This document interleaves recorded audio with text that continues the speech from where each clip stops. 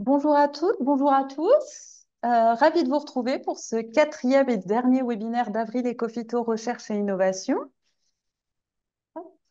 portant sur la sélection et la résistance variétale. Merci à vous d'avoir répondu présent à cette session de webinaire qui se situe en période de congé. Je suis Caroline Botou de l'équipe Animation Ecofito Recherche et Innovation avec ma collègue Sonia Lequin qui est pas ici, je crois. Comme chaque semaine, je vous propose que le temps que tous les inscrits nous rejoignent, j'en profite pour faire un petit point sur le contexte général de ce webinaire et sur la technique pour poser des questions. Alors, ce webinaire s'inscrit dans une série de 4 webinaires qui ont eu lieu tous les jeudis d'avril 2024 entre 13h30 et 15h avec une thématique différente à chaque session. L'objectif était de présenter et de mettre en perspective les résultats finaux de projets issus d'appels que nous avons cofinancés et que nous avions malheureusement pas eu l'occasion d'associer à nos événements de diffusion jusqu'à aujourd'hui. En l'occurrence, les appels à projets concernés par la session d'aujourd'hui, il y a Eranet Suscrop 2018. Et le CASDAR Sélection et résistance variétale 2018. Je ne vais pas détailler ces appels à projets puisque vous aurez à disposition ce PowerPoint en téléchargement dans le chat à la fin de ce webinaire et vous avez dû aussi le recevoir par email. Ce n'est pas les seuls supports que vous aurez à disposition. Puisque vous avez dès à présent le livret de présentation des projets sur Ecofitopic. Vous aurez aussi une synthèse écrite qui sera dispo courant mai et le replay de cette session sur notre chaîne YouTube. Et apparaître fin mai, donc les actes des webinaires, vous aurez toutes les synthèses de toutes les sessions qui ont eu lieu sur ces webinaires. Pour celles et ceux qui regardent le replay sur YouTube, vous trouvez tous les liens dans la description. Revenons à l'instant présent avec le module Q&R. Alors, je ne sais pas où est ma slide, je ne l'ai pas. Donc, le module Q&R que vous avez dans votre barre Zoom, il vous permet de poser des questions pendant les phases de questions-réponses. Vous les posez à l'écrit. Vous pourrez voter pour les questions qui vous intéressent le plus. Ça permettra, nous, de les hiérarchiser et on les posera à l'oral. On y répondra tous ensemble à la suite de chacun des projets. Alors, pour ce webinaire numéro 4, voici le programme de la session d'aujourd'hui.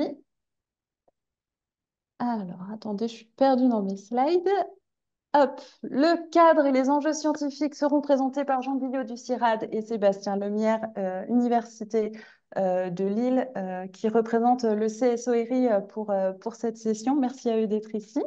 Ensuite, on aura la présentation de 2 projets, Potato Metabiome par Éléonore Attard et Dureban par Frédéric Salmon.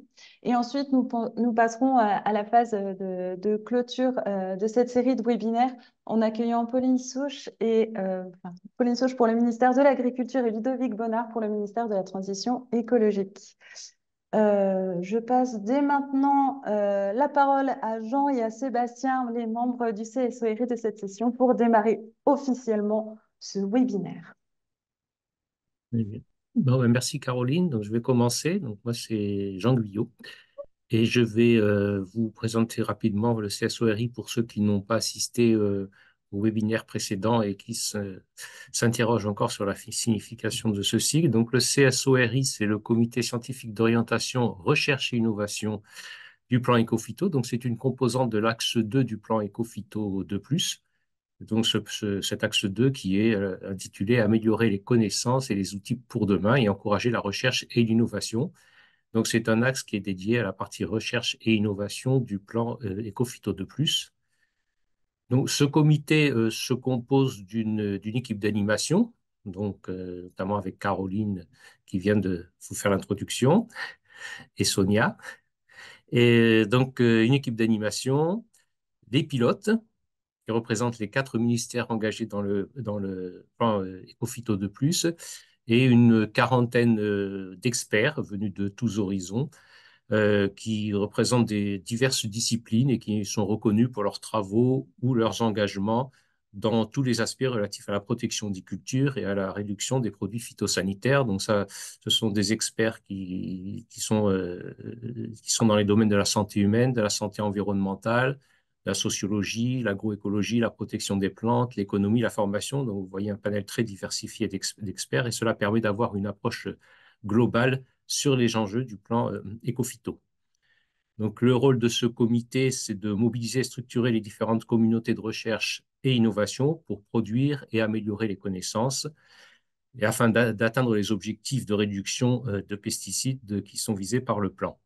Donc, son rôle va être de définir, de piloter, de mettre en œuvre les actions de cet axe 2 du plan Ecophyto, avec trois missions principales qui vont être d'orienter les actions de recherche, de susciter, d'infléchir des projets de recherche, contribuer à leur coordination et à leur cohérence, et faciliter la valorisation et le transfert des résultats. Donc, pour y parvenir, donc le comité met en œuvre des appels à projets structurants, des expertises comme les ESCO dont certains ont probablement une connaissance, d'autres dispositifs qui sont financés par Ecofito et participe à des actions de diffusion, de valorisation des résultats, comme c'était le cas pour cette série de webinaires. On peut passer à la diapositive suivante, s'il te plaît. Voilà, donc la protection intégrée des cultures, comme vous le savez, présente tout un tas d'aspects et tout un tas de leviers. Et en particulier, les leviers préventifs qui nous intéressent aujourd'hui, donc la rotation des cultures, l'utilisation de techniques culturelles appropriées, toute une quantité de pratiques qui peuvent permettre d'avoir une action préventive sur les bioagresseurs des cultures. Et celle qui va nous intéresser aujourd'hui, c'est l'utilisation de cultivars résistants ou tolérants ou de semences également et de plantes normalisées certifiées pour permettre d'avoir des cultures le plus saines possible et donc d'éviter de réduire l'utilisation des produits phytosanitaires. Et donc, je vais laisser la parole à Sébastien qui va vous présenter rapidement les deux projets qui seront présentés cet après-midi. Merci Jean, et puis bonjour à tous, bienvenue dans ce webinaire. Donc on va avoir deux projets aujourd'hui qui vont nous être présentés sur ces aspects de sélection et de résistance variétale.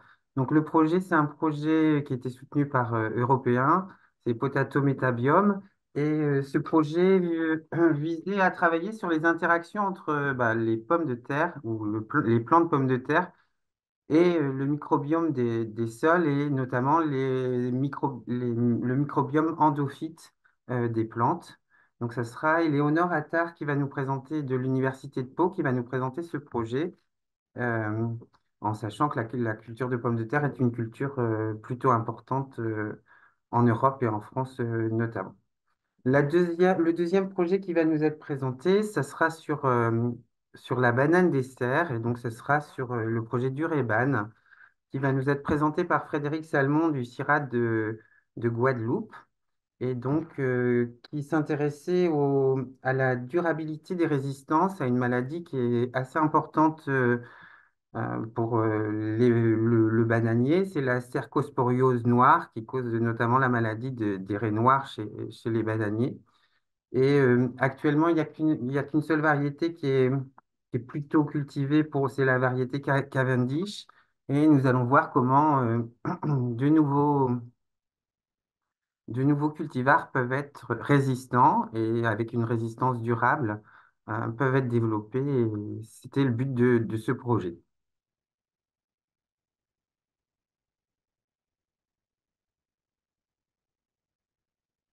Je vais passer la parole et le partage à Éléonore Attard pour la présentation de Potato Metabiome.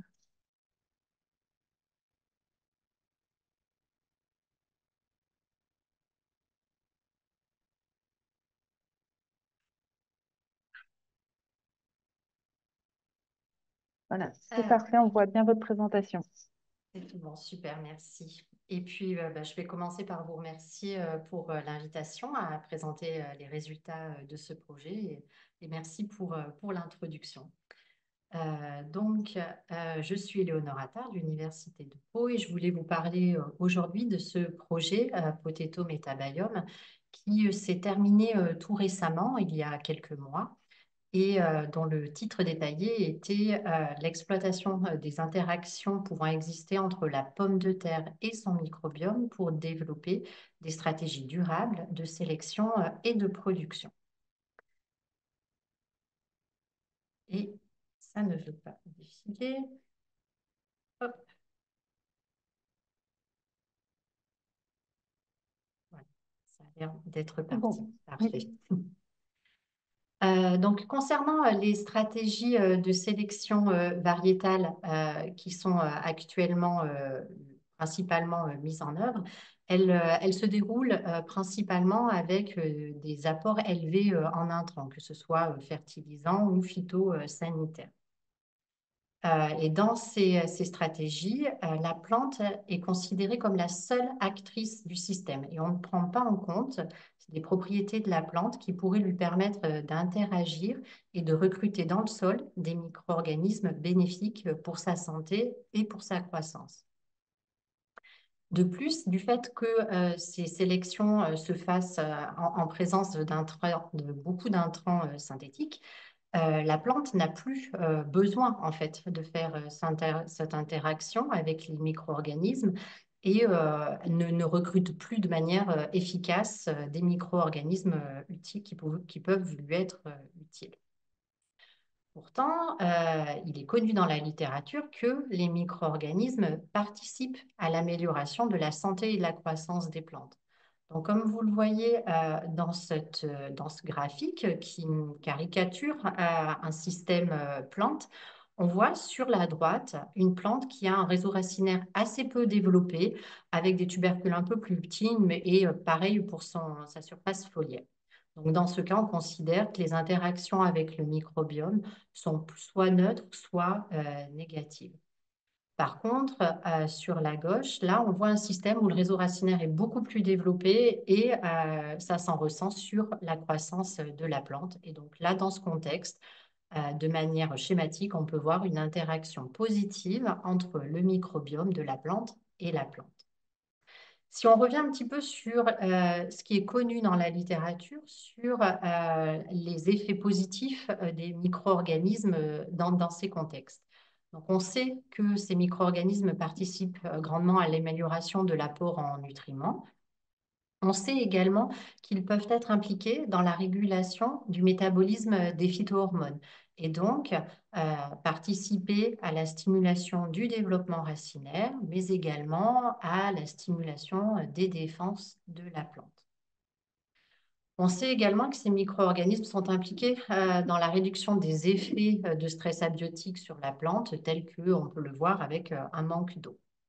Et enfin, un pan de littérature largement développé, on sait aussi que ces micro-organismes sont impliqués dans la lutte de la plante contre les pathogènes et voire même contre les herbivores.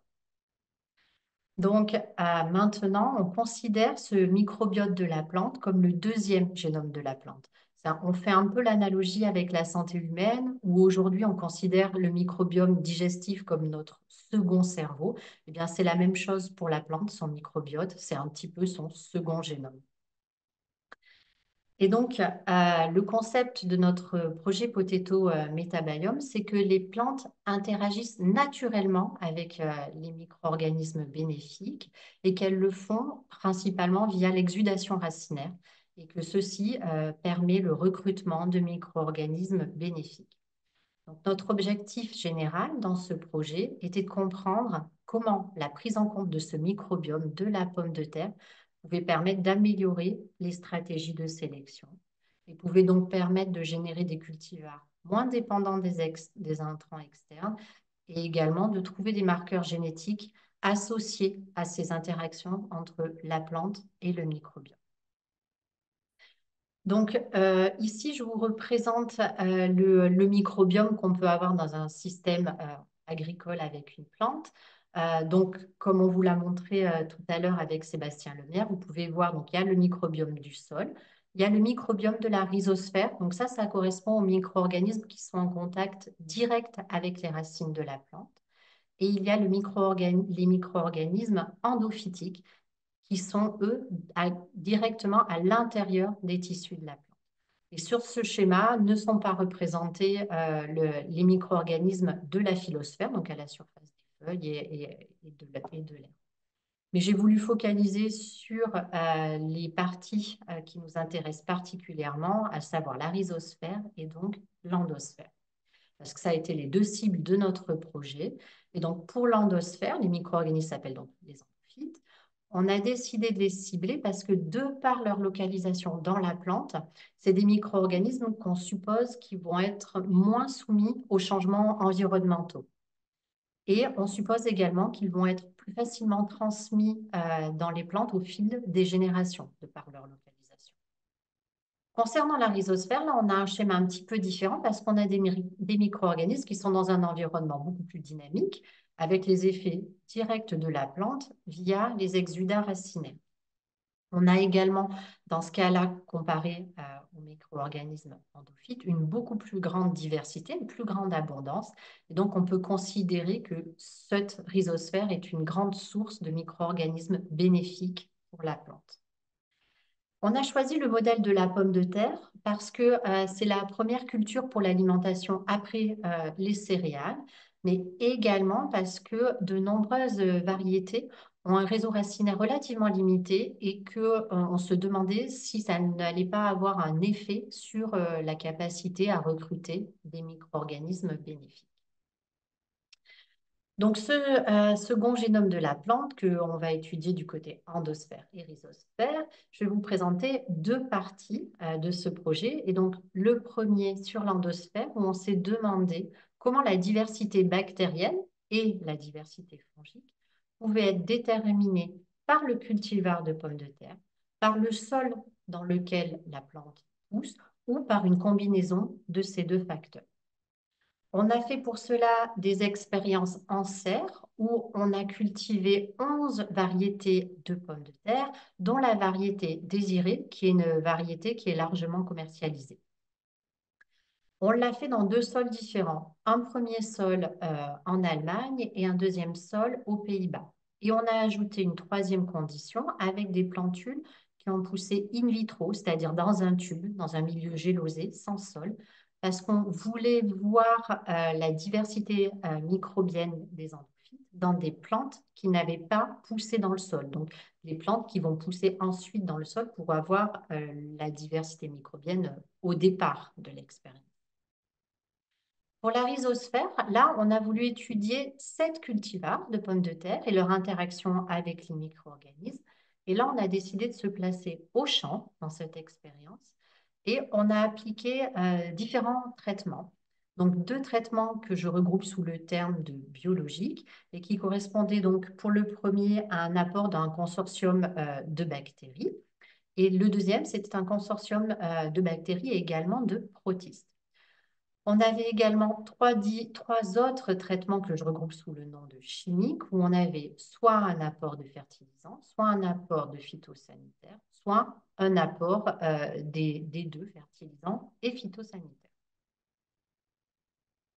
Donc, concernant les premiers résultats sur la diversité microbienne des endophytes dans les deux sols et in vitro. Donc, je vous présente ici, sur ce schéma, la diversité des communautés bactériennes. Donc, en fait, ici, c'est une sorte de carte où chaque point représente un échantillon, c'est-à-dire un cultivar qui a poussé dans un sol. Et plus les points sont proches, plus les diversités de ces deux échantillons sont similaires. Donc là, ce qu'on peut voir, c'est qu'on a trois couleurs, vert pour le sol des Pays-Bas, orange pour le sol d'Allemagne et violet pour les échantillons qui ont poussé in vitro. Et on voit une claire séparation en fonction du sol. Donc on peut voir ici que la diversité bactérienne des endophytes est largement déterminée par le sol dans lequel la plante a poussé. Si on regarde un petit peu plus en détail, on a pu voir que pour les échantillons qui ont poussé dans des sols, principalement, la diversité était composée de bactéries du genre Pseudomonas. Par contre, pour les échantillons qui ont poussé in vitro, on avait principalement des bactéries de genre Pénibacillus, qui sont des bactéries qui sporulent.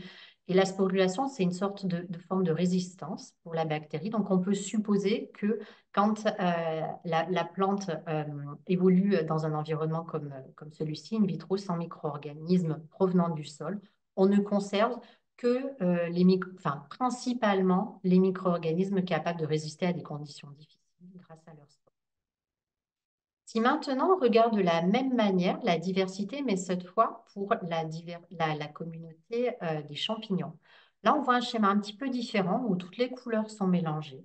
Et quand on fait des tests statistiques, on peut déterminer qu'en fait, la diversité la diversité fongique est déterminée à la fois par le sol dans lequel la plante pousse et à la fois par le cultivar de la plante.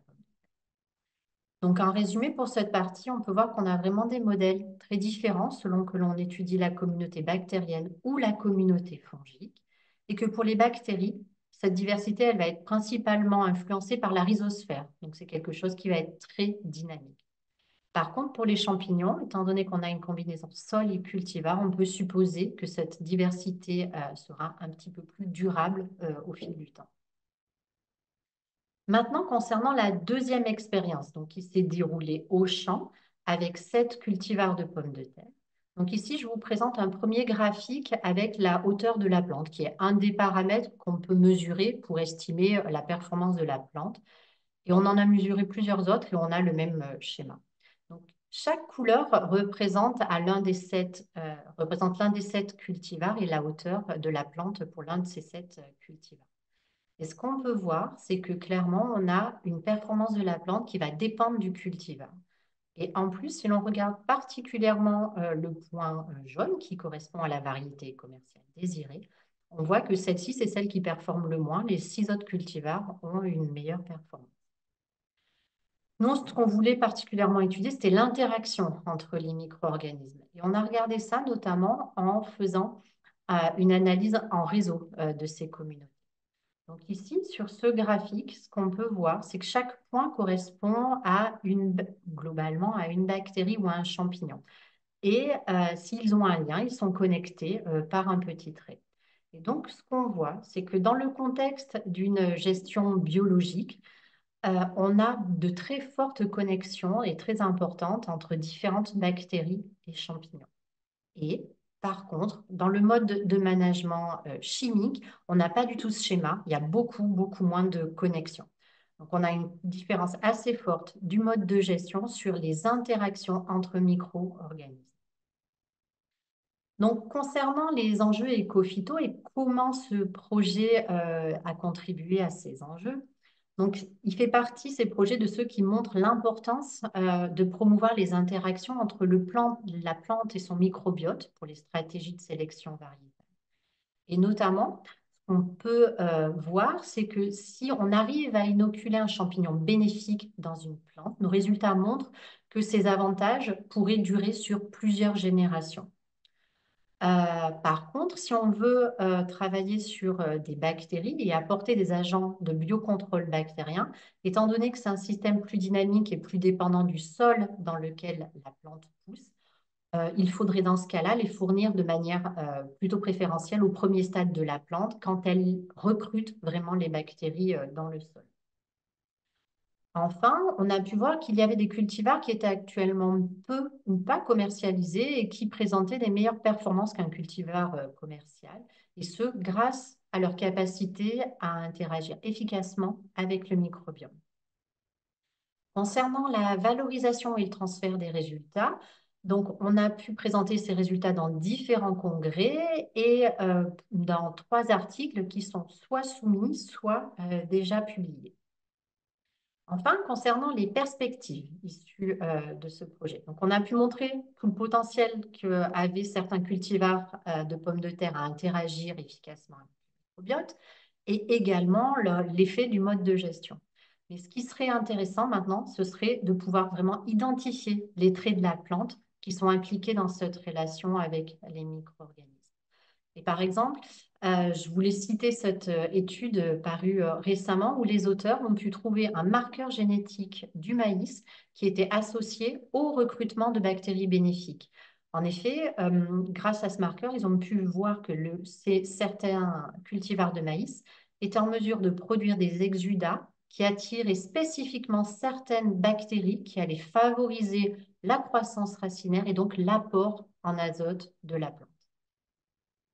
Ce qui serait également intéressant de travailler plus, c'est un cultivar en particulier. Ce que je ne vous en ai pas parlé, mais pour notre expérience au champ, on a malheureusement eu à faire face à une grosse infestation de Phytophthora infestans qui a ravagé quasiment l'intégralité de nos plantes au bout de 10 semaines. Et il s'est avéré que le cultivar Salto était vraiment très, très résistant. Et donc, ça pourrait être vraiment intéressant de regarder en particulier ce cultivar et d'étudier sa résistance à ce pathogène qui est vraiment redoutable. Enfin, je voulais conclure sur les perspectives en disant que ce projet n'est pas complètement fini. On a encore 2 doctorantes qui sont en dernière année. C'est un effet décalage Covid et qu'on a encore de nombreuses analyses en cours et notamment une expérience qu'on a pu faire en serre pour vraiment étudier comment les micro-organismes étaient recrutés dans différents sols. Et on a mené cette expérience jusqu'à la récolte pour pouvoir étudier le microbiome, y compris sur la nouvelle génération dans les tubercules. Pour les consortiums, étant donné que c'était un projet ERANET européen, on avait de nombreux partenaires. Donc, tout d'abord à l'Université de Groningen, aux Pays-Bas, qui était l'université pilote pour ce projet. Donc, l'Université de Pau. On avait des collègues dans 2 universités en Allemagne, à Munich et à Potsdam, des collègues en Irlande, des collègues en Autriche, 3 partenaires en Pologne et l'entreprise Averis qui travaille sur les semences de pommes de terre.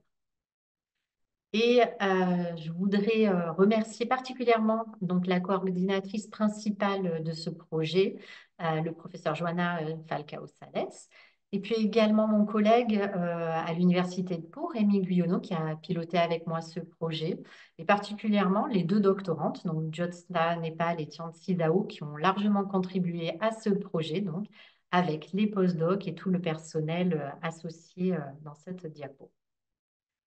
Et je vous remercie pour votre attention et j'en profite pour mettre les logos de tous les partenaires, tous les financeurs qui ont participé de près ou de loin à ce projet. Je vous remercie.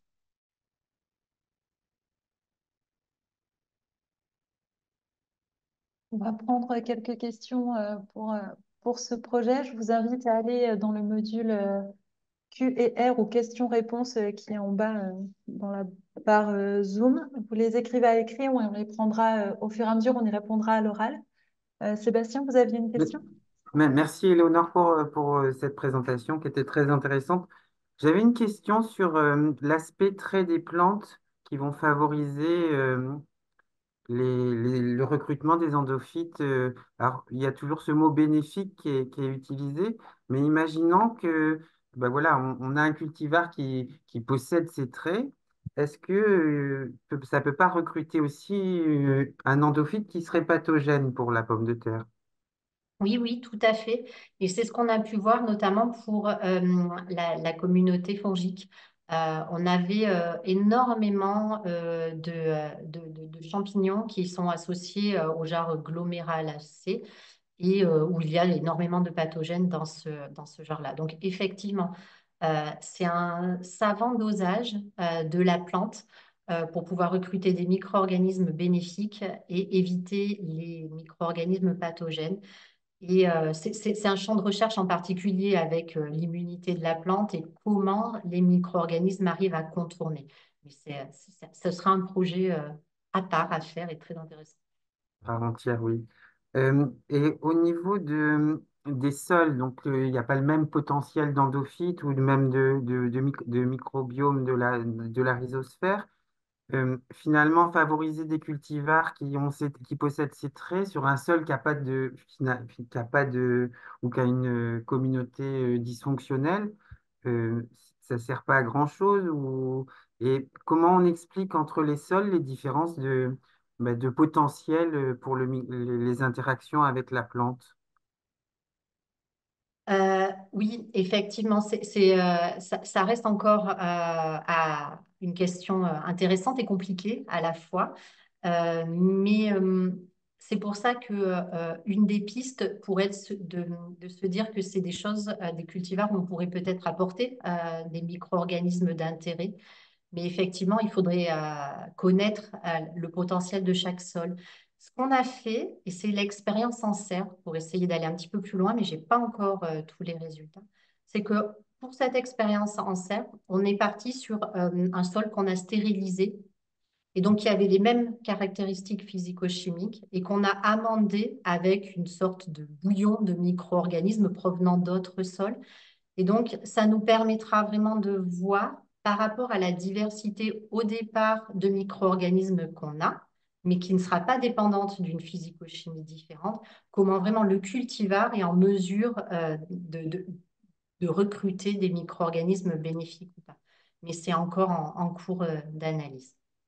Et là, on parle de la solution avec des inoculums, mais imaginons qu'on ait un sol qui a une communauté qui est dysfonctionnelle. Est-ce qu'on ne peut pas envisager de la restauration de potentiel de microbiome par des greffes d'un autre sol?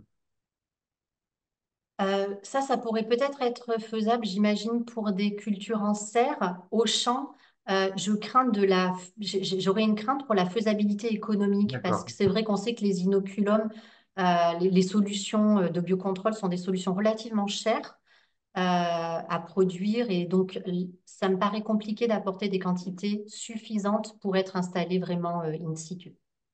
Mais alors, des greffes d'un autre sol qui serait riche en bactéries, on ne pourrait pas envisager pour une parcelle de venir ensemencer la parcelle avec le sol d'une autre parcelle Ah, qui présente d'accord. ce potentiel-là? Ah oui, pourquoi pas, effectivement, dans ce cas-là. J'ai cru que vous parliez d'apporter des L'aspect micro-organismes. oui. Oui. L'aspect inoculum, moi, j'avais bien compris que ça pouvait être Mhm. une solution de biocontrôle, mais effectivement, on reste avec la production des solutions, on a des limites techniques. Et est-ce que finalement une greffe de sol, comme on peut le voir pour le microbiote humain, hein, est-ce qu'on peut pas, ou il y a pas, il y a des travaux sur ça, vous en avez connaissance? Pas in situ. J'ai pas connaissance in situ. Je pense qu'il faudrait évaluer dans un premier temps la faisabilité économique de transplanter. Je pense que ça doit être en premier lieu la problématique. Euh, c'est ce qui me paraîtrait compliqué là-dessus.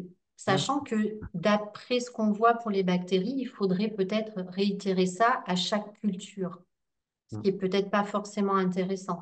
Par contre, pour les champignons, là, on pourrait, étant donné qu'il semblerait y avoir une durabilité un petit peu plus forte des micro-organismes, des champignons au niveau endophyte, là, si on le faisait une fois, peut-être que ça pourrait du coup perdurer et on pourrait ne pas avoir à réensemencer régulièrement. D'accord. Et ça viendrait avec les plans qu'on peut. Oui, Oui, d'accord. Merci beaucoup. Donc, on va passer aux questions qui sont dans le module. oui. Hum. Alors, il y avait une question sur le microbiome de Salto. Est-ce qu'il y a des différences qui vont expliquer sa meilleure résistance? Eh ben, je ne pourrais pas répondre à cette question en détail. Il faudrait que je regarde plus en détail les données. On a regardé surtout au niveau interaction et c'est quelque chose justement qui reste dans les perspectives et qu'il faut qu'on regarde plus tard, qui sera abordé dans les thèses des deux doctorantes. D'accord. Alors, la question des marqueurs génétiques, on l'a un petit peu posée à l'oral. Euh, Est-ce que vous pouvez nous en dire un petit peu plus sur ces traits qui sont associés aux interactions microbiome et microbiote et- Alors, dans ce projet, on ne pourra pas le faire. Ce serait vraiment un projet à part. On n'a pas pu aller jusque-là où en fait c'est quand même relativement compliqué. Je faisais surtout référence à un article, à cet article-là qui était cité dans Nature Plants récemment, où en fait ils ont vraiment vu qu'ils avaient une variété de maïs qui produisait particulièrement des exudats. Et quand il mutait ce maïs, cette production d'exudats n'était plus présente. Et c'était associé à une augmentation très forte d'un type de bactéries de la famille des Oxalobacteracées. Et que quand ils apportaient cette famille-là, en plus, il y avait un développement racinaire particulier et que ça permettait l'apport en azote. Mais ce serait l'objet d'une thèse complètement pour pouvoir vraiment trouver ces marqueurs génétiques. Cependant, nous avons quand même des données génétiques sur les cultivars et c'est nos collègues du Max Planck à Potsdam qui sont détenteurs de ces données et qui sont en train de les traiter. Donc, il y aura peut-être des informations, mais encore une fois, je suis désolée, le projet s'est terminé récemment en termes de financement, mais on a encore beaucoup de résultats à analyser. Ouais. Je pense, Caroline, vous voulez prendre la parole, non? Par rapport ouais, dans le module, je vois que... Non, c'est juste quand on répond aux questions, j'indique qu'on y répond et je les envoie ensuite en répondu. Voilà. D'accord, On ok. gère juste le. Je peux répondre peut-être à la question sur l'évolution du microbiote endogène entre le début et la fin de la phase de culture in vitro. Alors, et c'était vraiment des plantules hein, qu'on avait in vitro, des toutes petites plantes de cette taille-là qu'on allait ensuite planter soit en serre, soit au champ. Donc, non, on n'a pas étudié parce qu'en termes de matériel, on n'avait pas énormément de choses. Par contre, cette question de la dynamique du microbiote, elle n'a pas elle a pas été étudiée dans les résultats que je vous ai présentés, mais dans l'expérience en serre, on a fait des prélèvements à plusieurs temps jusqu'à la culture, parce il est vrai, on sait et on se doute aussi pour la pomme de terre qu'il va y avoir vraiment une dynamique et que la plante ne va pas recruter la même chose et ne va pas avoir le même microbiote selon les stades de culture, parce que sa physiologie change beaucoup et que c'est très fluctuant.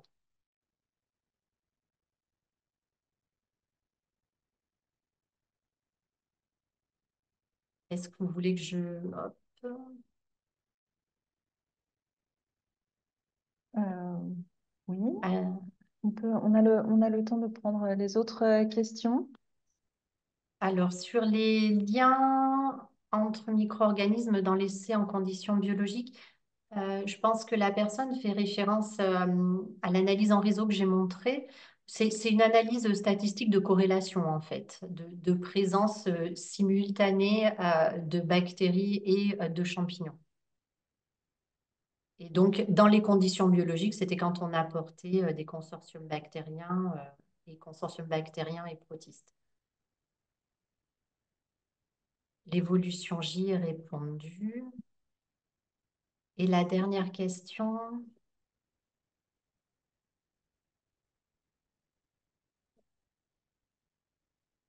alors les potentiels cultivars testés dans des environnements naturels différents.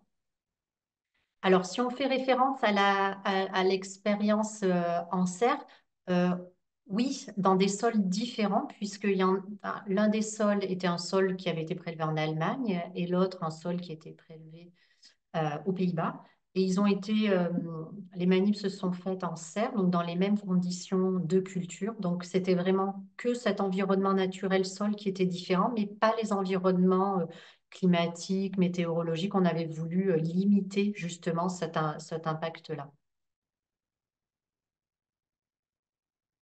Alors, comment on fait pour attribuer la différence entre cultivars à un effet des micro-organismes? Effectivement, c'est une question très pertinente. C'est un résultat que je n'ai pas montré.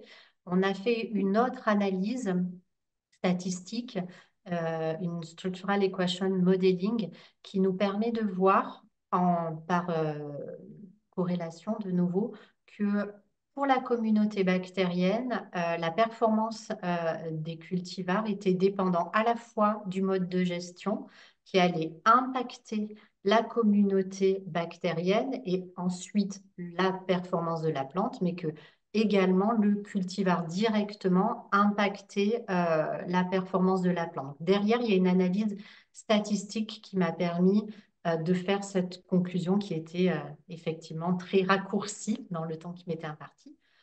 Et par contre, c'était beaucoup moins le cas dans le mode de gestion chimique, c'est-à-dire que dans les modes de gestion chimique, on avait principalement un effet du cultivar et une déconnexion de la partie qui passait par la composition microbienne.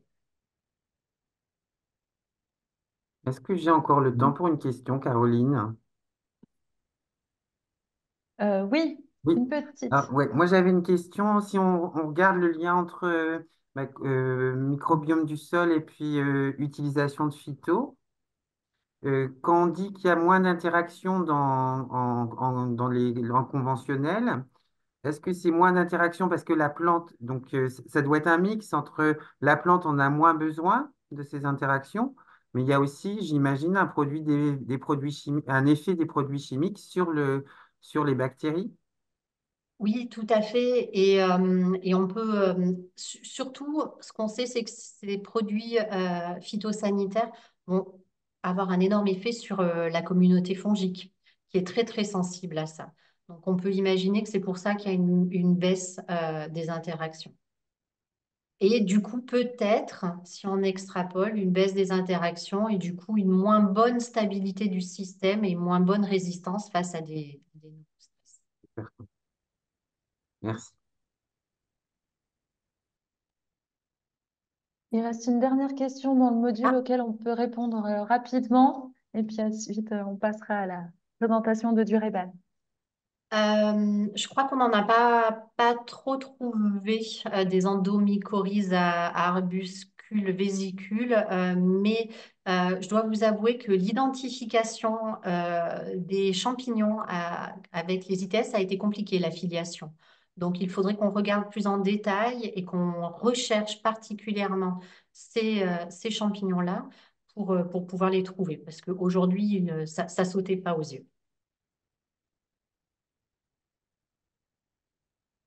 Eh bien, merci Éléonore. Je vais vous laisser départager votre présentation et je vais inviter Frédéric à prendre la parole pour nous présenter le projet Dureban.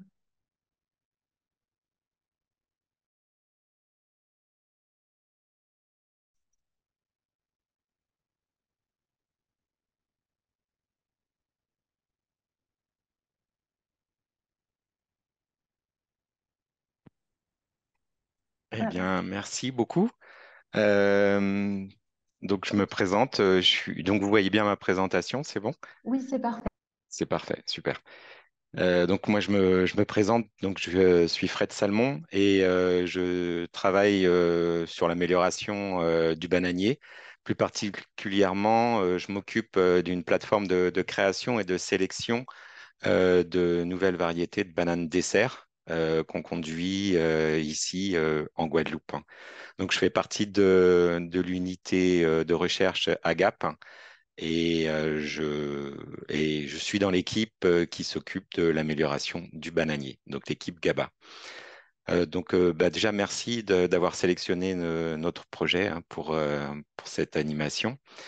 Donc, ce projet, c'est le projet Dureban pour assurer la durabilité des résistances à la cercosporiose noire de nouvelles variétés de bananiers.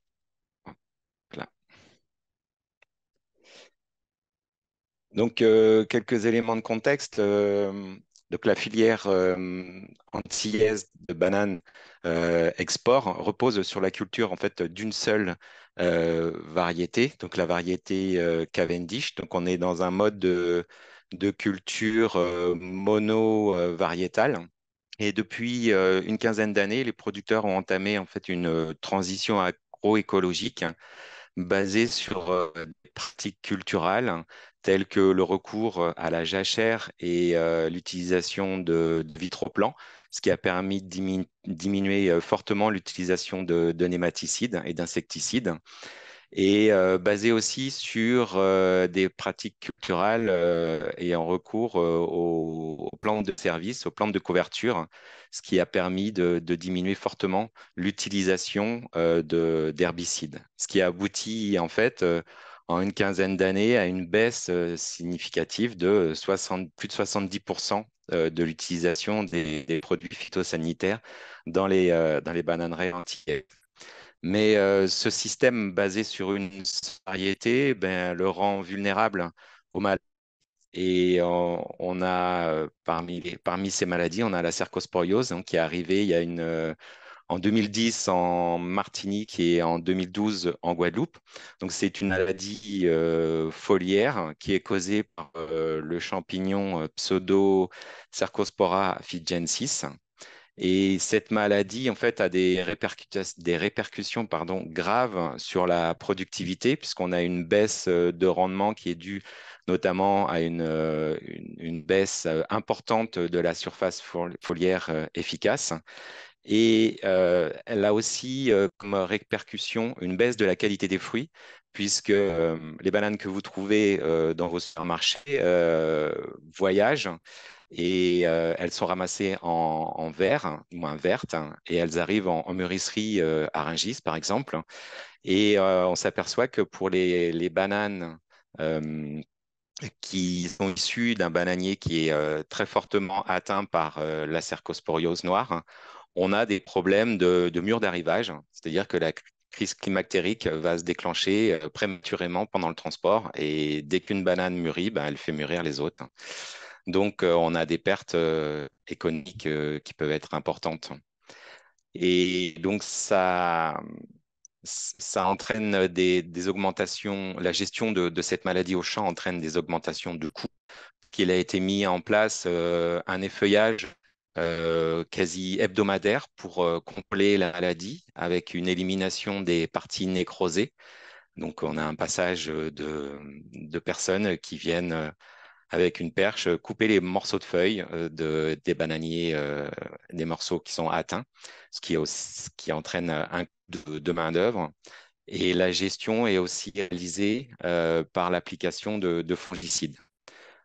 Alors, ce champignon foliaire possède un haut potentiel évolutif qui est lié donc, à ce cycle de reproduction, puisqu'il a une partie du cycle qui est de la reproduction asexuée, donc qui va produire des conidies qui vont avoir une capacité d'infestation relativement courte, hein, puisque les conidies vont pouvoir se déplacer, être transportés par le vent sur quelques mètres.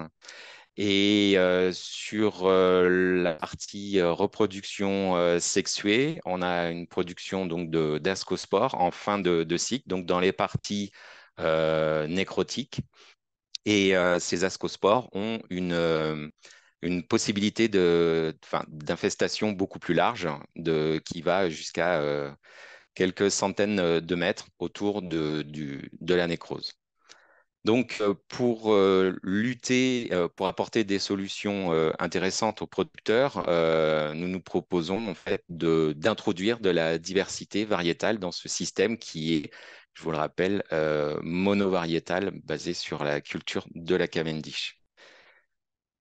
Donc, dans le cadre de ce projet, l'IT2, donc l'Institut technique tropical et le CIRAD se sont associés pour présenter donc, ce projet du REBAN pour proposer à la filière des solutions variables pour réduire la dépendance aux fongicides, tout en ayant une gestion durable de la maladie pour éviter les contournements de résistance par le champignon.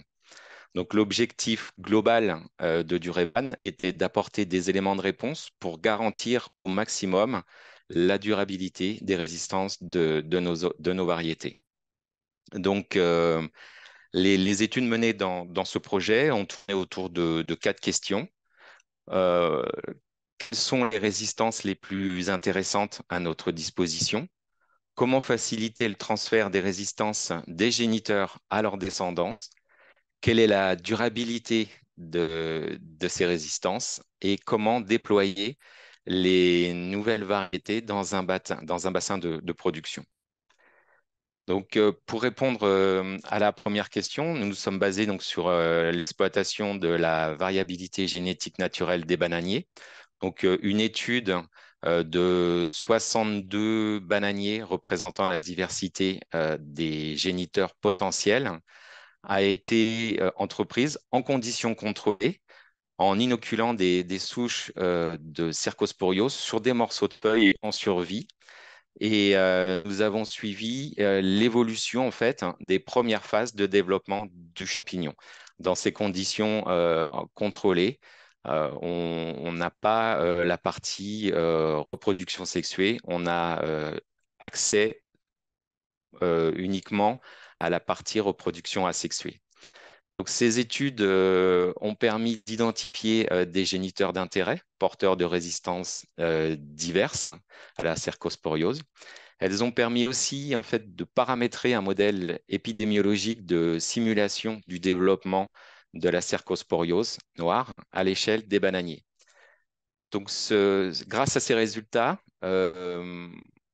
aujourd'hui, on peut, le programme d'amélioration variétale peut désormais être mieux orienté et se baser sur la complémentarité des résistances les plus efficaces dans le choix de nos géniteurs. Et ça apporte, ces études ont aussi apporté des éléments de réponse sur les stratégies de croisement euh, et des éléments de réponse, pardon, sur les résistances qui sont utilisées dans nos croisements et qui, en les cumulant, nous permettent d'imaginer des systèmes plus difficiles à contourner pour le champignon.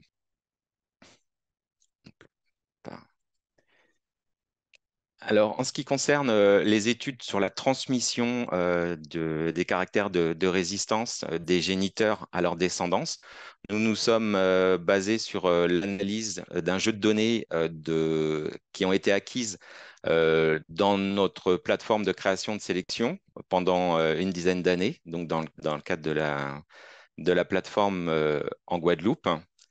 Et l'analyse génétique de ces données nous permet de conclure en fait à une bonne transmission des caractères de résistance dans les descendances, puisqu'on note par exemple une héritabilité forte sur l'indice des feuilles non nécrosées et qui est lié en grande partie en fait à la combinaison spécifique entre les parents.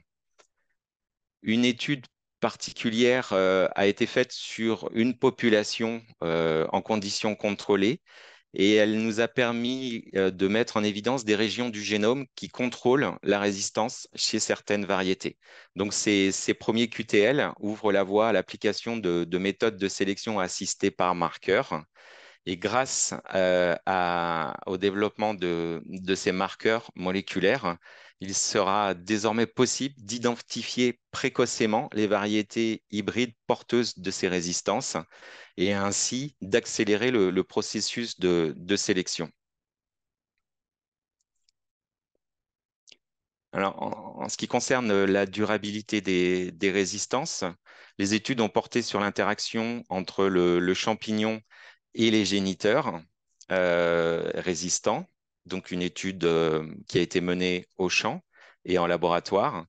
Et les conclusions de cette étude montrent qu'il y a une érosion de la résistance de certains génotypes qui est liée à l'adaptation du champignon aux différents génotypes. Et cette cette adaptation semble impliquer plusieurs zones du génome du champignon. D'autre part, dans le cadre du projet Dureban, la durabilité des résistances introduites dans les nouvelles variétés a été évaluée sur plusieurs années, sur 7 nouvelles variétés plantées dans différents contextes au champ. Et le suivi des niveaux de maladie montre qu'aucune augmentation significative du niveau de maladie n'est à déplorer, et donc ce qui est plutôt une bonne nouvelle pour nos nouvelles variétés.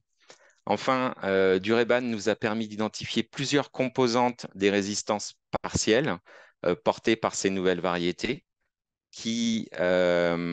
donc la première, il s'agit en fait de la durée d'incubation qui est plus élevée chez les hybrides par rapport à la variété sensible, donc la Cavendish. avec par exemple une durée totale du cycle pour que le champignon arrive à la phase nécrotique, qui est à peu près de 60 jours en moyenne dans nos expérimentations, alors que cette durée totale pour arriver à la phase nécrotique est portée à plus de 100 jours chez les nouvelles variétés. Et la deuxième composante qu'on a pu mettre en évidence dans ce projet, elle concerne la quantité de spores produites, qui est beaucoup plus faible pour les nouvelles variétés par rapport à la variété sensible. Donc, ces résultats hein, d'évaluation suggèrent que les résistances sélectionnées sont stables, enfin, au moins jusqu'à présent. Alors, concernant les stratégies de déploiement des hybrides résistants, comme il nous est impossible aujourd'hui de déployer de manière expérimentale les nouvelles variétés à grande échelle, un modèle de simulation spatialisé adapté à la cercosporiose noire du bananier a été développé. Et ce modèle permet en fait de simuler la propagation de la maladie dans un environnement spatial, tenant compte des caractéristiques géographiques et des pratiques agricoles. Il en ressort que deux informations assez intéressantes, que la proportion en fait de variétés résistantes, quand on fait dans un espace comme un bassin versant par exemple, si on a des parcelles euh, de variétés résistantes et des parcelles de Cavendish, donc de variétés sensibles, la proportion de variétés résistantes est le facteur le plus influent sur le niveau de la maladie générale. Et il en ressort aussi que la sévérité de la maladie est moins importante quand on simule un mélange variétal intraparcellaire plutôt qu'une mosaïque de parcelles monovariétales. Donc, à travers ce modèle, des stratégies de déploiement des hybrides résistants ont été élaborées et évaluées. Et l'objectif était ainsi de proposer des recommandations aux producteurs pour maximiser l'efficacité des nouvelles variétés résistantes. Alors, ce modèle est très perfectible puisqu'il faut maintenant l'améliorer pour prendre en compte la reproduction sexuée du champignon, la phase de reproduction sexuée du champignon, et l'application éventuelle de traitements chimiques sur les variétés sensibles. Alors, en ce qui concerne les contributions aux enjeux éco-phyto, donc Dureban représente une avancée significative vers la réalisation donc, des objectifs d'éco-phyto en démontrant le potentiel de l'amélioration génétique et de la gestion des résistances à la cercosporiose noire dans un contexte de production export qui est basé aujourd'hui uniquement sur l'utilisation d'une seule variété. Donc, des solutions alternatives à l'utilisation de fongicides existent bien. Cependant, sachant que si les producteurs retiennent, du moins veulent développer et veulent développer les nouvelles variétés, il sera nécessaire de surveiller l'évolution du pathogène compte tenu de ses capacités d'adaptation. Donc, ces résultats ouvrent des perspectives prometteuses pour la recherche de solutions durables pour une transition agroécologique de la production de bananes antillaises. Alors, les nouvelles variétés testées dans le projet montrent une forte résistance à la cercosporiose, donc ça, on l'a bien montré. Ce qui nécessite, leur culture ne nécessite aucun besoin de fongicides, ce qui peut à terme donc réduire l'utilisation des fongicides au champ. Cependant, les variétés que nous développons l'adoption de ces variétés rencontre des obstacles liés à la qualité des fruits. En fait, les standards de commercialisation de bananes dessert qui sont basés sur la Cavendish ne sont pas atteints avec nos hybrides.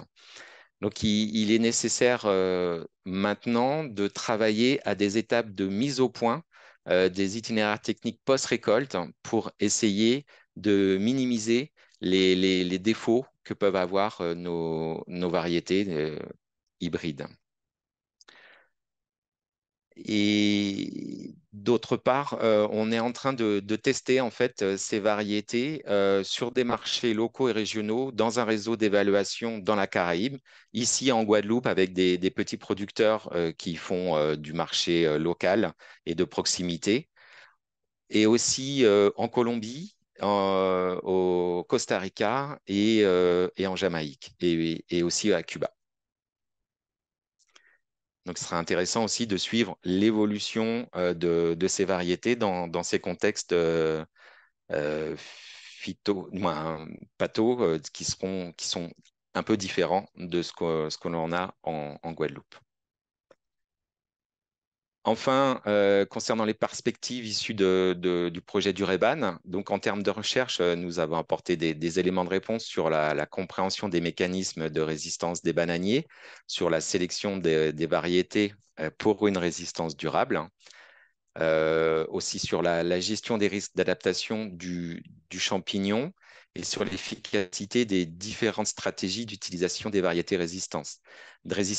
Tous ces éléments nous apportent des réponses et des éléments très importants pour la conduite de notre programme d'amélioration du bananier, et on est en train d'intégrer toutes ces connaissances, et ça oriente notamment nos stratégies de croisement au niveau de nos géniteurs et nos stratégies aussi de sélection, puisqu'on développe des nouveaux indicateurs pour pouvoir caractériser les résistances dans les variétés que nous avons sélectionnées ou que nous sommes en train de sélectionner.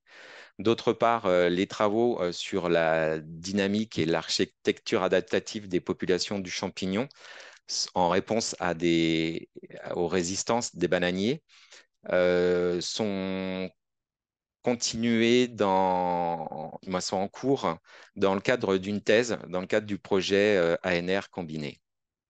Enfin, des études sur la modélisation de la maladie et les stratégies de déploiement vont aussi être poursuivies dans le cadre du projet Interreg Oscar 2.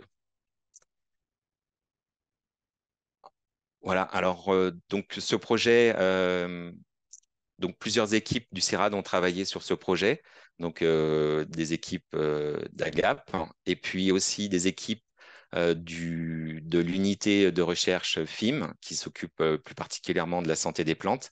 Et en termes de partenaires, nous avons travaillé en étroite collaboration avec l'Institut technique tropical, donc l'IT2, et nous avions aussi des parcelles chez les producteurs de Guadeloupe et chez un groupement de producteurs, le GDA Bio, qui commercialise ces bananes sur le marché local de la Guadeloupe. Voilà, je vous remercie de votre attention et place aux questions. Tout à fait, j'en profite. Je vois qu'il y a des mains levées. On ne va pas pouvoir vous permettre de parler à l'oral, les spectateurs, pour des raisons de replay. C'est qu'après, on ne pourra pas rediffuser vos interventions et donc vos questions. Donc, on vous invite à écrire vos questions dans le module Q&R ou dans le chat si c'est plus facile pour vous.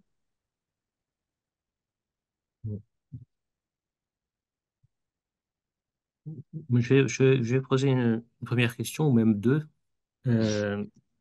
D'abord, je voudrais savoir si en fait, les résistances partielles qui ont été identifiées, notamment sur la durée du cycle, se sont traduites par une réduction des problèmes de mûrissement prématuré qui ont été cités au début. Donc, est-ce qu'on a bien mis une corrélation entre les deux? Et je m'interrogeais sur le fait de mélanger de mélanger des variétés dans le cadre du déploiement de ces résistances. Est-ce que, au niveau commercial, ça ne peut pas être un problème d'avoir des variétés différentes au niveau du tri, au niveau de l'exportation? Alors, pour répondre à la première question sur la relation entre la résistance partielle là, et les effets sur le mûrissement, en fait, pour chaque variété, il faut redéterminer des points de coupe et il faut redéterminer des méthodes de récolte pour assurer le bon transport des bananes pour qu'elles ne mûrissent pas, en fait. Mais le vrai impact, c'est que sur une variété sensible, si on ne fait absolument pas de- d'actes comme des traitements fongiques ou du coupe-feuille, on se retrouve avec des bananiers qui n'auront plus de feuilles à la récolte. Et alors qu'avec nos hybrides, on se retrouve avec des bananiers qui ont encore 4 ou 5 feuilles. Donc, ce qui assure en fait un bon niveau de comportement pendant le transport. Et on n'a pas de problème jusqu'à maintenant dans les premiers essais qu'on a fait dans les essais de transport sur les zones export. On n'a pas eu de problème de mûrissage prématuré.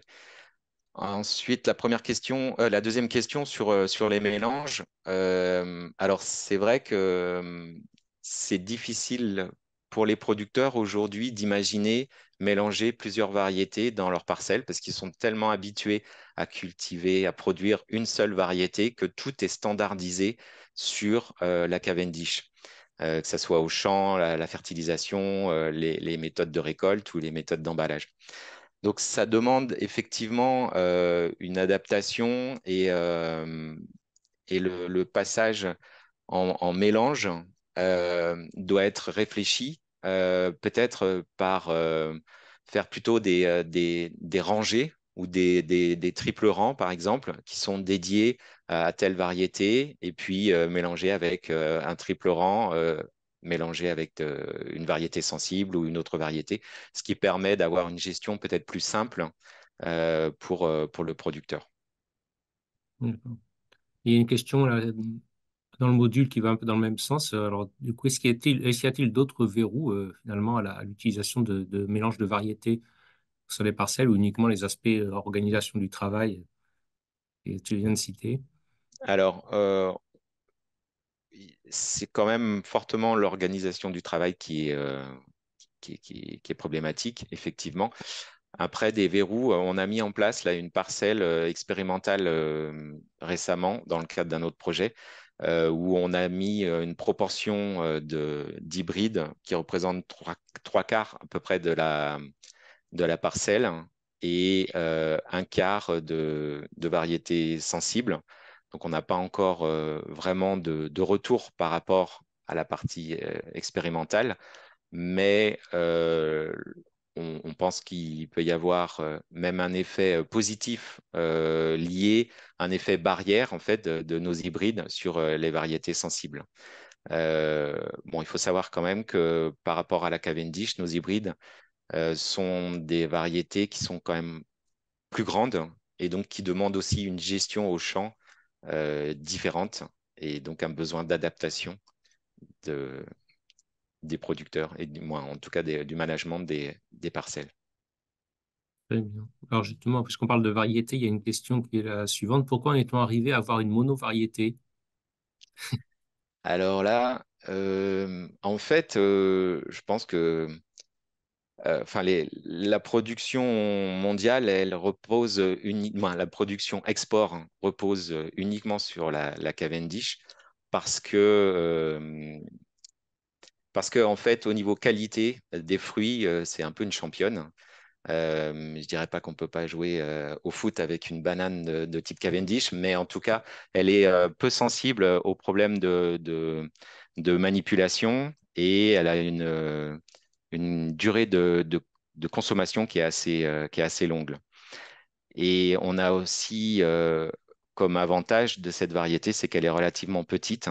Et donc, assez rapidement, l'ensemble des producteurs, mais c'est quelque chose en fait qui est très de longue date en fait, hein. Et, et du coup, c'est un mode de production qui est celui-là et qu'on retrouve partout en fait dans les zones de production pour la banane export. Donc, je ne sais pas si j'ai bien répondu à votre question, mais en fait, c'est vraiment les qualités de cette variété qui ont fait elle a pris le dessus. Et notamment dans les années 50, quand il y a eu des problèmes de fusariose, puisqu'avant, on avait une autre variété qui était cultivée par les producteurs pour la banane export, c'était la Gros Michel.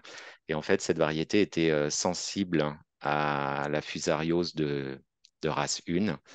Et la variété Cavendish qui a été mise en place euh, à la suite de l'émergence de la race 1 est résistante à la race 1.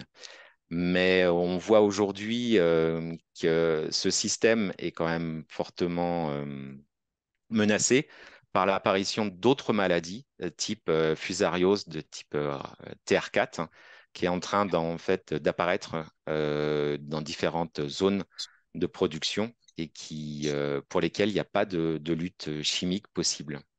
Donc la lutte génétique sera forcément nécessaire pour continuer à produire de la banane dans les zones infestées.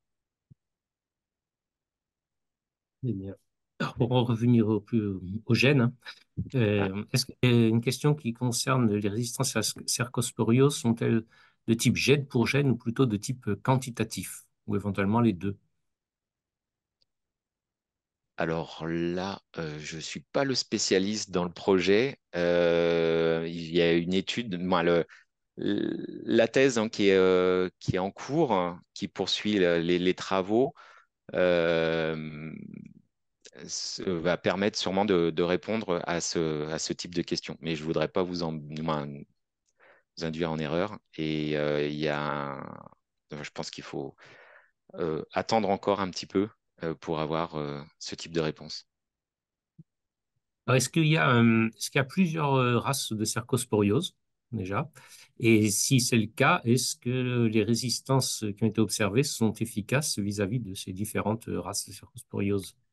Alors oui, effectivement, il y a plusieurs races de cercosporiose. En Guadeloupe, on avait la cercosporiose jaune qui était moins virulente, avec des capacités de sporulation qui étaient moins importantes. Et donc, avec l'arrivée de la cercosporiose noire, elle a pris le dessus. Et donc, on voit quasi plus de cercosporiose jaune en Guadeloupe. Et il existe aussi une autre race de cercosporiose qui est Eumusae, qui est présente à La Réunion et sur lesquels on a fait des tests au champ et on s'aperçoit que la résistance, les résistances, puisqu'on va parler de multirésistance, les variétés qui résistent à la cercosporiose noire résistent aussi à la cercosporiose jaune et à Eumusae, en tout cas nos variétés. Par contre, il n'y a pas une corrélation, enfin, les variétés, dans la diversité variétale, du moins la diversité des bananiers, on a des clones, du moins des cultivars qui peuvent être sensibles à la cercose jaune et résistants à la cercosporiose noire et inversement. Donc il n'y a pas forcément une corrélation complète. D'accord. Il y a encore une autre question de génétique, alors je vais la lire parce que... Alors, une stratégie utilisant la génétique d'association est-elle envisageable chez le bananier? Faut-il encore faire progresser le séquençage des accessions naturelles? Alors, on a testé hein, sur notre jeu de données une approche de type GWAS, mais pour pouvoir mettre en évidence des zones impliquées dans le contrôle et moins de la résistance, mais elle n'a pas permis de mettre en évidence de zones avec cette approche. Probablement parce que on a essayé de corréler des données de phénotypage qui correspondaient au caractère de développement total, de la durée totale du développement du champignon, et qu'il faudrait sûrement décorréler ou en tout cas phénotyper pour beaucoup plus de caractères de résistance pour essayer de trouver des zones par une analyse de type GWAS. Et l'autre question, c'était quoi? Faut-il faire progresser le séquençage des accessions naturelles? C'était ça. Alors, on a, du moins, au sein du CIRAD, là, il y a un travail très important qui est fait pour essayer de comprendre comment, d'où viennent les variétés cultivées et essayer de mettre en évidence des zones notamment de variations structurales qui sont liées à certains pôles de, de la diversité.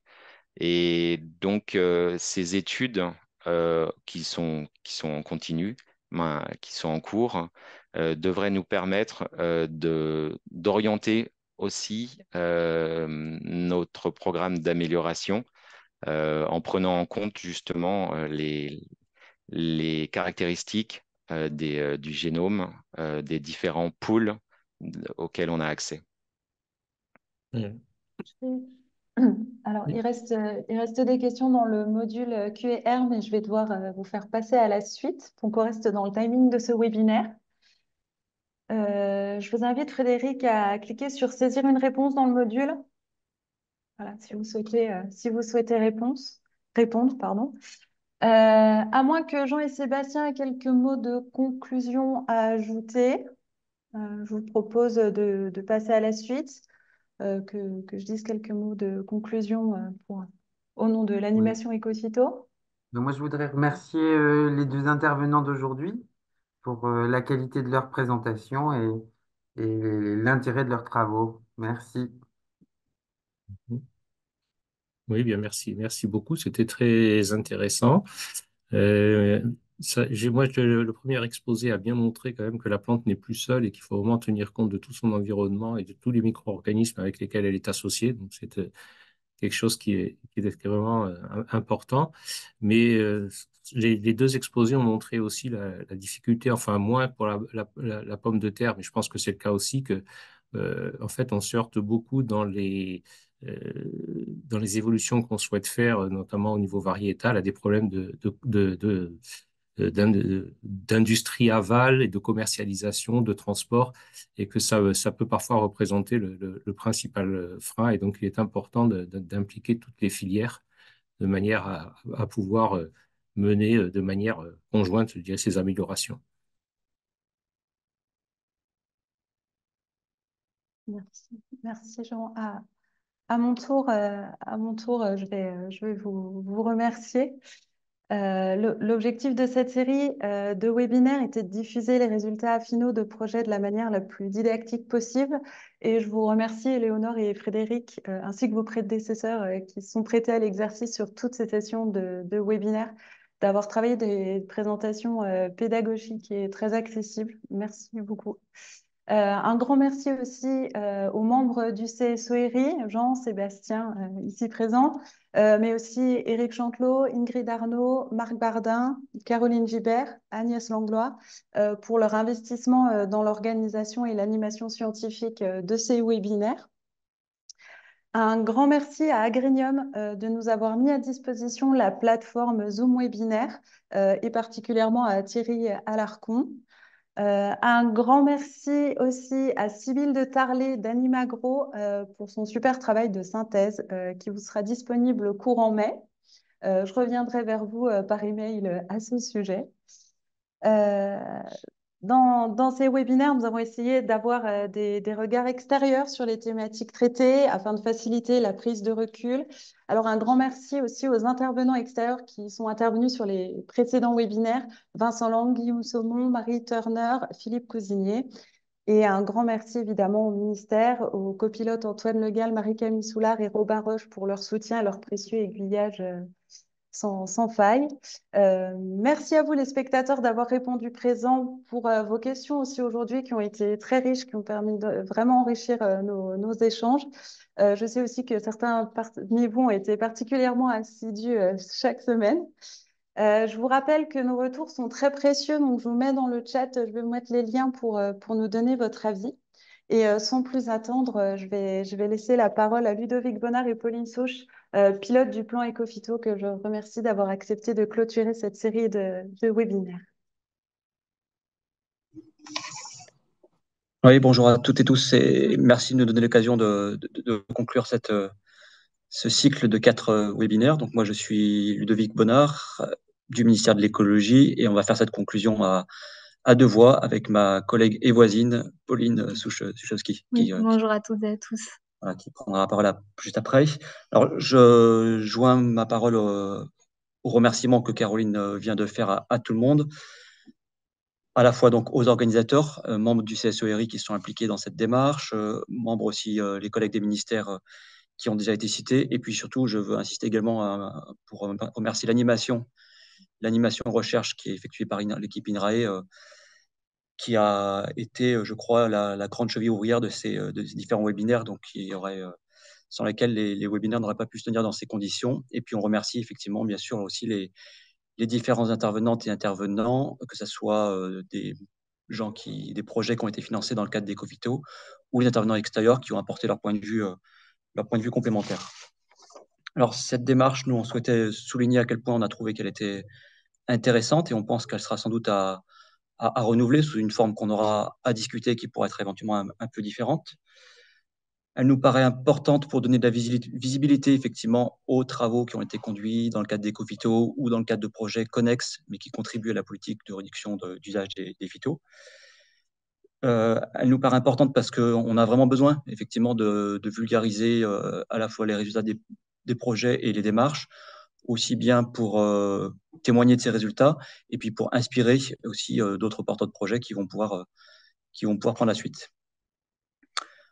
On a trouvé l'exercice intéressant à plusieurs titres. Le premier point que nous avions envie de souligner, c'est la diversité des thématiques qui ont été explorées au travers de ces 4 webinaires. Diversité à la fois en termes de nature de leviers qui ont été explorés. Il y a des leviers qui sont très ponctuels, j'ai envie de dire oui, plutôt ponctuels, qui relèvent plutôt de l'efficience ou de la substitution. Et puis on a des leviers qui, eux, s'intègrent plus dans des travaux de reconception, d'adaptation de stratégie globale de protection intégrée des cultures. Et on a voilà, une panoplie quand même assez large de projets mis en avant. Diversité également de par la maturité, j'ai envie de dire, des projets qui ont été explorés. On a des projets dont on sent qu'ils sont assez directement opérationnels et qui vont pouvoir être pris en main par des acteurs du développement agricole, d'autres qui sont plus exploratoires, et on trouve intéressant d'avoir toute cette palette.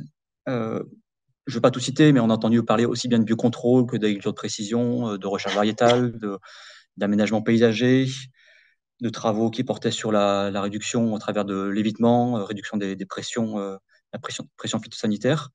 Donc, il nous semble que c'est une belle illustration des différents leviers qui constituent la protection intégrée des cultures. Différents leviers qui sont au cœur, qui devraient, je ne sais pas comment il faut le dire, au cœur d'une stratégie volontariste de réduction de l'usage des pesticides en agriculture. Et ce sont des choses qui nous paraissent très inspirantes pour des projets de recherche, mais plus globalement pour le monde du développement agricole.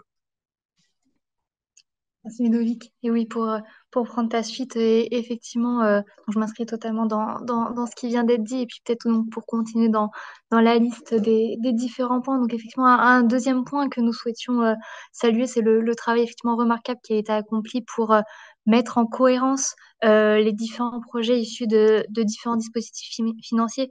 Donc nous avons ainsi pu voir au travers des différents webinaires qu'il y avait des projets qui étaient issus à la fois d'appels à projets de recherche éco-phyto, de CASDAR, d'ANR, des thèses, mais aussi des projets qui ont une envergure plus européenne. Donc, on peut donc dire que voilà, cette collaboration démontre à quel point il est important de continuer à travailler ensemble pour pouvoir relever les défis auxquels nous sommes confrontés dans le domaine de l'agriculture durable. Et enfin, nous tenions à souligner aussi l'effort consacré au transfert et à la valorisation, à l'appropriation des résultats de recherche dans les différents projets. Et on a pu avoir une illustration aujourd'hui donc dans les 2 projets qui nous ont été présentés. Donc, en effet, il est essentiel que ces solutions, donc là, on a effectivement des webinaires tournés vers les solutions alternatives. C'est essentiel qu'elles soient accessibles et utilisables pour les agriculteurs.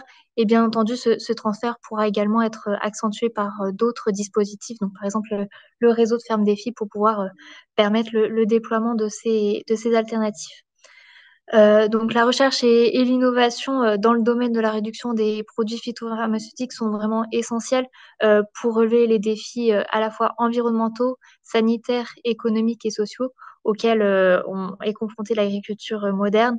Et à cet effet, donc à l'instar du plan Ecophyto de plus, la stratégie Ecophyto 2030 enfin, réaffirmera et réaffirme le soutien accordé à la recherche et à l'innovation, donc en confortant l'axe dédié, donc qui permettra de continuer d'aborder de manière transversale la recherche d'alternatives et la reconception des systèmes, mais également des thématiques qui n'ont pas été abordées dans le cadre de ces webinaires. Donc, par exemple, l'étude des impacts des produits phytopharmaceutiques pardon, sur l'environnement et sur la santé humaine. La recherche d'alternatives et leur déploiement constituent un objectif prégnant pour la stratégie Ecophyto 2030 qui se traduit actuellement de manière opérationnelle, notamment par le plan d'anticipation au retrait potentiel des substances actives, les développements des alternatives, donc dit par SADA, vous en avez peut-être entendu parler. Donc, en effet, face au risque d'impasse technique, ce plan vise à appréhender l'éventail des solutions alternatives actuellement disponibles et d'identifier de nouveaux leviers pour protéger les cultures dans une approche filière. Donc, on peut voir que l'articulation entre les différents dispositifs, notamment ce précité et l'axe recherche, répond à un objectif dans lequel nous nous inscrirons pour répondre aux enjeux de la transition agroécologique. Donc, voilà. Pour conclure, donc, je me joins aux différents remerciements et je salue le travail des intervenants et effectivement aussi de l'organisation qui a contribué à l'organisation de ces webinaires. Et merci à toutes et à tous pour votre participation et mobilisation. Merci Pauline, merci Ludovic. Je vais conclure cette série de webinaires en vous renouvelant mes remerciements. Pour rappel, vous avez dans le chat de quoi nous faire un retour et c'est très très important pour nous pour pouvoir faire un bilan de cette série de webinaires. Aussi, je profite de l'occasion, et vous avez dû le recevoir par email, nous avons un colloque de restitution finale des projets issus de l'appel à projets leviers territoriaux pour réduire l'utilisation et les risques liés aux produits phytopharmaceutiques qui va avoir lieu dans quelques semaines, le 20 juin prochain au ministère de l'Agriculture. Il sera accessible en hybride. J'en profite pour vous mettre le lien d'inscription dans le chat aussi. Je vous invite à nous rejoindre lors de cet événement. Et je vous souhaite une bonne après-midi à tous. Merci encore.